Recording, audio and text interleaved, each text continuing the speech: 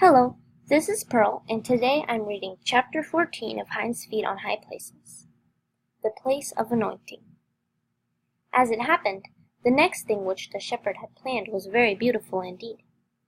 Not long after this conversation, the path finished its winding way through the valley, and led them to the foot of the mountains on the other side, to a place where they rose up like a wall, far higher and steeper than the precipice of injury.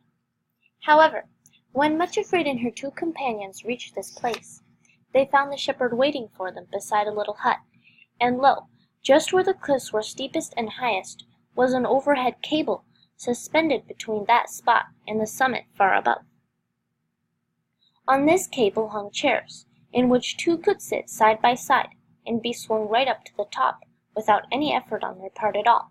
It is true that at first the very sight of these frail-looking aerial chairs swinging along so high above the ground made Much Afraid feel giddy and panicky. She felt she could never voluntarily place herself in one of them and be swung up that frightful-looking precipice, with only a little footrest and nothing to prevent her casting herself out of the chair if the urge should come upon her. However, that passed almost at once, for the shepherd smiled and said, "Come, Much Afraid, we will seat ourselves in the first two chairs, and sorrow and suffering will follow in the next. All you have to do is to trust yourself to the chair, and be carried in perfect safety up to the place to which I wish to take you, without any struggling or striving on your part." Much Afraid stepped into one of the seats, and the shepherd sat beside her, while the two companions occupied the next pair. In a minute they were moving smoothly and steadily toward the high places, which had looked so impossibly out of reach, supported entirely from above, and with nothing to do but rest and enjoy the marvelous view. Though the chairs swung a little in places, they felt no giddiness at all, but went upward and still upward, until the valley below looked like a little green carpet, and the gleaming white peaks of the kingdom of love towered around and above them. Soon they were far above the place to which they had climbed on the mountains opposite, and still they swung along. When at last they stepped out of the aerial chairs, they were in a place more beautiful than anything Much Afraid had seen before. For though these were not the real high places of the kingdom of love, they had reached the borderland. All around were Alps with grassy meadows almost smothered in flowers. Little streams gurgled and splashed between banks of kingcups, while buttercups and cowslips, violets and pink primulae carpeted the ground. Clumps of delicate purple soldanella grew in vivid clusters, and all over the fields, glowing bright as gems, were gentians, more blue than the sky at midday, looking like jewels on a royal robe. Above were peaks of pure white snow which towered up into a cloudless sky, like a roof of sapphire and turquoise. The sun shone so brilliantly that it almost seemed that one could see the flowers pushing their way up through the earth and unfolding themselves to receive the glory of its rays. Cowbells and goat bells sounded in every direction, and a multitude of bird notes filled the air. But above the rest was one voice louder and more dominant than them all, which seemed to fill the whole region. It was the voice of a mighty waterfall, leaping down another great cliff which towered above them, and whose rushing waters sprang from the snows in the high places themselves. It was so unspeakably lovely that neither Much Afraid nor her companions could utter a word, but stood drawing deep breaths and filling their lungs with the spicy pine-scented mountain air. As they wandered forward, they stooped down at every other step, gently touching the jewel-like flowers, or dabbling their fingers in the splashing brooks. Sometimes they just stood still amid the profusion of shining beauty around them, and laughed aloud with pure joy. The shepherd led them across meadows, where the warm scented grass grew nearly waist-high, toward the mighty waterfall. At the foot of the cliffs, they found themselves standing in cool shadows, with the light spray sometimes splashing their faces, and there the shepherd bade them stand and look up. There stood Much Afraid, a tiny figure at the foot of the mighty cliffs, looking up at the great never-ending rush of waters as they cast themselves down from the high places. She thought that never before had she seen anything so majestic or so terrifyingly lovely. The height of the rocky lip over which the waters cast themselves to be dashed in pieces on the rocks below, almost terrified her. At the foot of the fall, the thunderous voice of the waters seemed almost deafening, but it seemed also to be filled with meaning, grand and awesome, beautiful beyond expression. As she listened, Much Afraid realized that she was hearing the full majestic harmonies, the whole orchestra, as it were, playing the original of the theme song which all the little streamlets had sung far below in the Valley of Humiliation. Now it was uttered by thousands upon thousands of voices, but with grander harmonies than anything heard down in the valleys, yet still the same song. From the heights we leap and go, to the valleys down below, always answering to the call, to the lowest place of all. Much Afraid, said the shepherd's voice in her ear, what do you think of this fall of great waters, in their abandonment of self-giving? She trembled a little as she answered, I think they are beautiful and terrible beyond anything which I ever saw before. Why terrible? He asked. It is the leap which they have to make, the awful height from which they must cast themselves down to the depths beneath, there to be broken on the rocks. I can hardly bear to watch it. Look closer, he said again. Let your eye follow just one part of the water, from the moment when it leaps over the edge until it reaches the bottom. Much Afraid did so, and then almost gasped with wonder. Once over the edge, the waters were like winged things, alive with joy, so utterly abandoned to the ecstasy of giving themselves that she could almost have supposed that she was looking at a host of angels floating down on rainbow wings, singing with rapture as they went. She gazed and gazed, then said, It looks as though they think it is the loveliest movement in all the world, as though to cast oneself down is to abandon oneself to ecstasy and joy indescribable. Yes, answered the shepherd in a voice vibrant with joy and thanksgiving. I am glad that you have noticed that, Much Afraid. These are the falls of love, flowing from the high places in the kingdom above. You will meet with them again. Tell me, does the joy of the waters seem to end when they break on the rock below? Again Much Afraid looked where he pointed, and noticed that the lower the water fell, the lighter it seemed to grow, as though it really were lighting down on wings. On reaching the rocks below, all the waters flowed together in a glorious host, forming an exuberant, rushing torrent which swirled triumphantly around and over the rocks.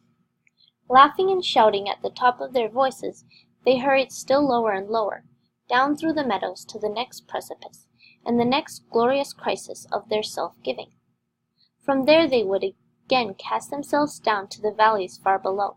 Far from suffering from the rocks, it seemed as though every obstacle in the bed of the torrent was looked upon as another object to be overcome, and another lovely opportunity to find a way over or around it. Everywhere was the sound of water, laughing, exulting, shouting in jubilation. At first sight, perhaps the leap does look terrible, said the shepherd, but as you can see, the water itself finds no terror in it, no moment of hesitation or shrinking, only joy unspeakable and full of glory, because it is the movement natural to it. Self-giving is its life. It has only one desire, to go down and give itself with no reserve or holding back of any kind. You can see that as it obeys that glorious urge, the obstacles which look so terrifying are perfectly harmless, and indeed only add to the joy and glory of the movement. When he had said this, he led them back to the sunny fields, and gently told them that for the next few days they were to rest themselves there in preparation for the last part of the journey. On hearing these words, the last part of the journey, Much Afraid felt almost as though she would sink to the ground with happiness. Moreover, the shepherd himself remained there with them the whole time. Not for a single hour was he apart from them, but walked and talked with them. He taught them many things about the kingdom to which they were going, and it was as though grace flowed from his lips, and sweet ointments and spices were diffused wherever he went. How thankfully Much Afraid would have stayed there for the rest of her life. She would have cared no more about reaching the high places, had it not been that she still walked on crooked feet, still had a twisted mouth, still had a fearing heart. It was not, however, that the sun always shone, even there on that borderland of the high places. There were days of mist, when, All the gleaming peaks were completely blotted out by a curtain of cloud, so that if one had never seen them, it would have been impossible to be sure that they really existed, and were round about, quite close at hand, towering high above the mist and clouds into the clear blue sky above. Every now and again, however, there would be a rent in the veil of mist, and then, as though framed in an open window, would appear a dazzling whiteness. For a moment, one of the vanished peaks would gleam through the opening as if to say, "Be of good courage, we are all here, even though you cannot see us." Then the mist would swirl together again, and the window in heaven would close. On one such occasion the shepherd said to Much Afraid, "When you continue your journey, there may be much mist and cloud. Perhaps it may even seem as though everything you have seen here of the high places was just a dream, or the work of your own imagination. But you have seen reality, and the mist which seems to swallow it up is the illusion. Believe steadfastly in what you have seen. Even if the way up to the high places appears to be obscured, and you are led to doubt whether you are following the right path, remember the promise. Thine ears shall hear a word behind thee saying, This is the way, walk ye in it, when ye turn to the right hand, and when ye turn to the left." Always go forward along the path of obedience as far as you know it until I intervene, even if it seems to be leading you where you fear I could never mean for you to go. Remember, Much Afraid, what you have seen before the mist blotted it out. Never doubt that the high places are there, towering up above you, and be quite sure that whatever happens, I mean to bring you there, up there exactly as I have promised." As he finished speaking, another rent appeared in the curtain of mist, and one of the peaks of the high places, framed in blue sky, shone down on them. Before the curtain closed again, Much Afraid stooped down and picked a few of the gentians growing near her feet, as a reminder of what she had seen. For, said she to herself, these actually grew on the lower slopes of the high places, and are an earnest that though the peaks may again become invisible, they are there all the time. On the last day they stayed there, the shepherd did a very wonderful thing. He took Much Afraid apart by herself, and carried her right up to the summit of one of the high places, in the kingdom of love itself. He took her to a high peak, dazzling white, uplifted like a great throne, with numberless other peaks grouped round about.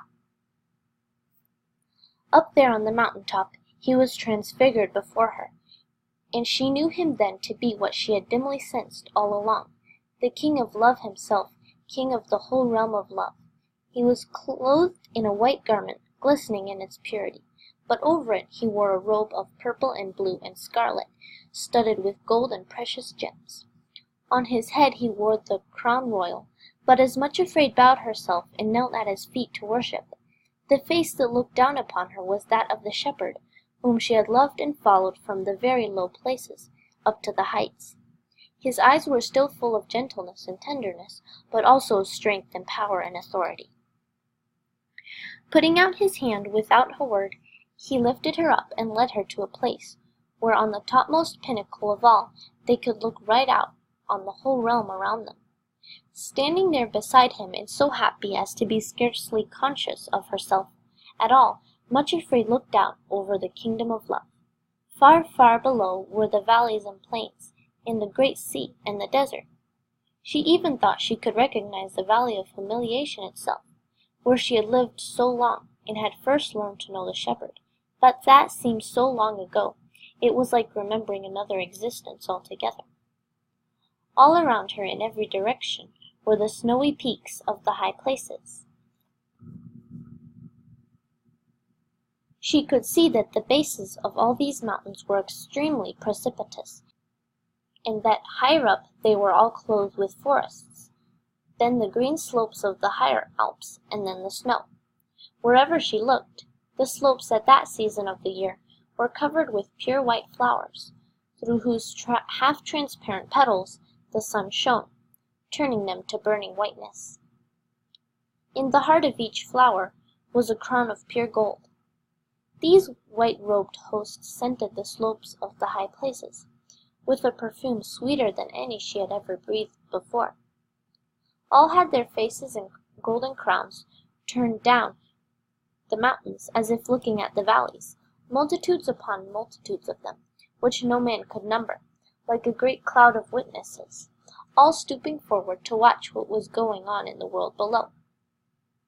Wherever the king and his companion walked, these white-robed flowers bowed beneath their feet, and rose again buoyant and unsullied, but exuding a perfume richer and sweeter than before.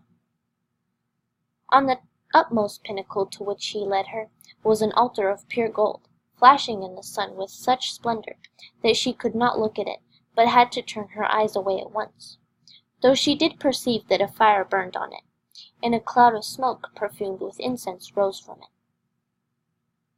Then the king told her to kneel, and with a pair of golden tongs brought a piece of burning coal from off the altar.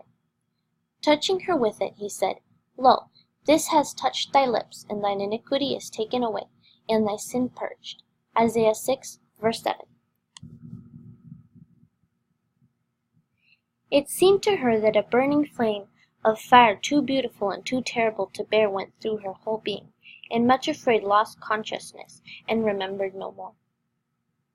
When she recovered, she found that the shepherd was carrying her in his arms, and they were back on the lower slopes of the borderland. The royal robes and the crown were gone, but something of the expression on his face remained, the look of utmost authority and power. Above them towered the peaks, while everything below was shrouded in cloud and mist. When he found that she was sufficiently recovered, the shepherd took her by the hand, and they walked together down into the white mist and through a little wood, where the trees were scarcely visible, and there was no sound but drops of water splashing onto the ground. When in the middle of the wood a bird burst into song. They could not see it for the mist, but high and clear and indescribably sweet, the bird sang and called the same series of little notes over and over again. They seemed to form a phrase, constantly repeated, always with a higher chirrup at the end, which sounded just like a little chuckling laugh. It seemed to Much Afraid that this was the song the bird was singing. He's gotten the victory, hurrah! He's gotten the victory, hurrah! The wood rang with the jubilant notes, and they both stood still among the dripping trees to listen. Much afraid, the shepherd said, you have had a glimpse of the kingdom into which I am going to bring you. Tomorrow you and your companions start on the last part of the journey, which will bring you thither. Then, with wonderful tenderness, he spoke words which seemed too glorious to be true. Thou hast a little strength, and hast kept my word, and hast not denied my name. Behold, I will make thine enemies to come and worship before thy feet, and to know that I have loved thee. Behold, I come quickly. Hold fast that which thou hast, that no man take thy crown. And she that overcometh will I make a pillar in the temple of my God, and she shall go no more out. And I will write upon her the name of my God. I will write upon her my new name. Revelation 3, verse 8 through 12. It was then that Much Afraid took courage to ask him something which she had never dared to ask before. With her hand held in his, she said, My lord, may I ask one thing? Is the time at last soon coming when you will fulfill the promise that you gave me?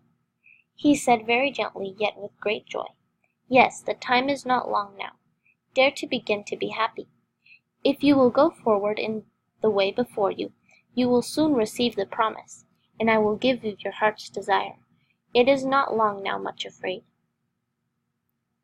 So they stood in the mist-filled wood, she trembling with hope and unable to say a word, worshipping and wondering if she had seen a vision, or if this thing had really happened. Upon his face was a look which she would not have understood, even if she had seen it, but she was too dazed with happiness to even look at him. High over the dripping trees, the little bird still sang his jubilant song, He's gotten the victory, and then in a burst of trills and chuckles, hurrah, hurrah, hurrah. A little later, they were down in the meadows, where Sorrow and her sister were waiting for their return. It was time to go forward on the journey, but after the shepherd had blessed them, and was turning to go on his way, Suffering and Sorrow suddenly knelt before him, and asked him softly, Lord, what is this place where we have been resting and refreshing ourselves during these past days? He answered very quietly, This is the place to which I bring my beloved, that they may be anointed in readiness for their burial." Much Afraid did not hear these words, for she was walking a little ahead, repeating over and over again, "He said, 'Dare to begin to be happy, for the time is not long now, and I will give you your heart's desire.'" Thanks for listening.